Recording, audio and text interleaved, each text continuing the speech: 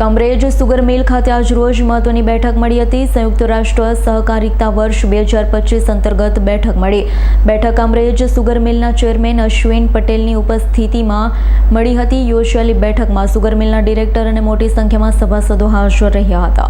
Kamrej sugar મિલ ખાતે આજ રોજ મહત્વની બેઠક મળી। સંયુક્ત રાષ્ટ્ર સહકારિતા વર્ષ 2025 અંતર્ગત બેઠક મળી હતી। બેઠક કામરેજ સુગર મિલના ચેરમેન અશ્વિન પટેલની ઉપસ્થિતિમાં મળી। યોજાયેલી બેઠકમાં સુગર મિલના ડિરેક્ટર અને મોટી સંખ્યામાં સભાસદો હાજર રહ્યા। બેઠકમાં સુગર મિલના ગત વર્ષના લેખાજોખા અને આવનાર વર્ષના આયોજનને લઈ સભાસદો સાથે ચર્ચા કરવામાં આવી।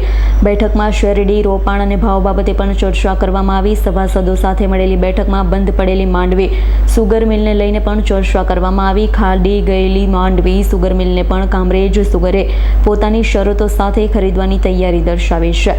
ત્યારે માંડવી સુગર મિલને ખરીદવા અંગે પણ સભાસદો સાથે ગંભીર ચર્ચાઓ કરવામાં આવી। આજ રોજ યોજાયેલી બેઠકમાં હાજર રહેલા સભાસદોએ કામરેજ સુગરના સુચારુ વહીવટને સ્વીકાર્યો, જેને લઈ કામરેજ સુગર મિલના ચેરમેન અશ્વિન પટેલે તમામ સભાસદોનો આભાર વ્યક્ત કર્યો। ખાસ કરી દક્ષિણ ગુજરાતમાં જે રીતે સહકારી સંસ્થાઓનું ખાનગીકરણ થઈ રહ્યું છે તેના વિશે પણ ચર્ચાઓ કરવામાં આવી। સહકારી સંસ્થાઓ ખેડૂતો માટે કેટલીક જરૂરી છે તે વિશે માર્ગદર્શન આપવામાં આવ્યું। ખાનગી સંસ્થાનો બહિષ્કાર કરી સહકારી સંસ્થાઓને બચાવવા માટે સભાસદોને અપીલ કરવામાં આવી। જી આજે મીટિંગ હતી, કયા મુદ્દા પર લઈને મીટિંગ યોજવામાં આવી? આજે કામરેજ સુગરના ગ્રામ પંચાયતની મીટિંગમાં ગત વર્ષના લેખાજોખા, આવનારા દિવસોમાં અમારું શું આયોજન છે એને લઈને સભાસદમાં મનમાં જે કંઈ દ્વિધા હોય, એના જે કંઈ પ્રશ્નો હોય એની ચર્ચા કરી।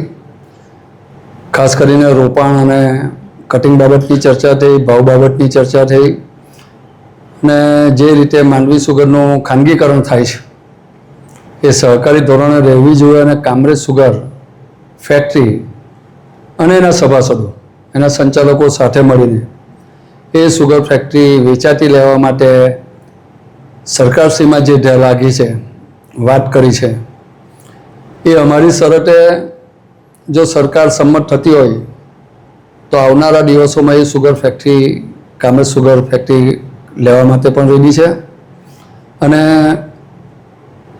ખૂબ મોટી સંખ્યામાં ગ્રામ પ્રતિનિધિઓ આવેલા અને સૌએ એક રાગીતાથી અમારા વહીવટને, આવનારા દિવસોના અમારા સુચારુ આયોજનને બિરદાવ્યું અને અમને આનાથી પણ સારું વધારે કામ કરવાની તક અને પ્રેરણા મળે એ રીતનું એમના વર્તનથી મારી બોર્ડ, મારા અધિકારીઓ ખૂબ આનંદમાં હતા અને હું માનું છું કે કોઈ પણ સહકારી સંસ્થાને આગળ લઈ જવા માટે વ્યવસ્થાપક બોર્ડ, અધિકારી અને સભાસદ ત્રણેયનો સમન્વય જો થાય તો સૌથી સારું રિઝલ્ટ મળી શકે એનો પુરાવો મારી કામરેજ સુગર ફેક્ટરી છે।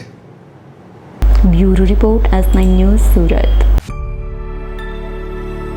અમારી તમામ માહિતીથી અપડેટ રહેવા માટે જોડાયેલા રહો S9 ન્યૂઝ સાથે।